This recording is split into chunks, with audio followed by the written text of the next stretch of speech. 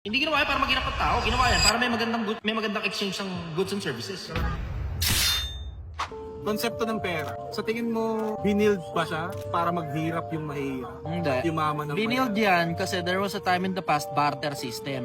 Palitan ng goods, services.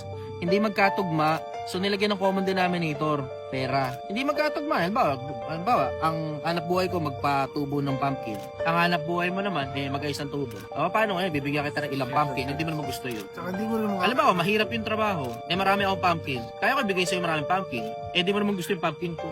Paano ngayon? Hindi ngayon magtutugma tayong dalawa. Tsaka kung hindi mo naman kailangan ng tubo. Oo. Di ba? Lagyan ko common denominator ngayon. Lahat yan for pera na lang.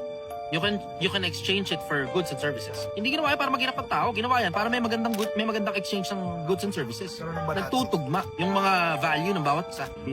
Common sense. Doon sa mga mahilig sa mga conspiracy theory. Ginawa ka para maghirap ang mga tao. Putang ina, paano mapapaliwanag sa akin yung mga mayayaman? Kung ginawa pala yan para maghirap ang mga tao, paano mapapaliwanag sa akin yung mga mayayaman? Yung deka sila nagko-control. Talaga ba? Yung may-ari ng panaderia, dumami yung panaderia, siya nagko-control sa mundo?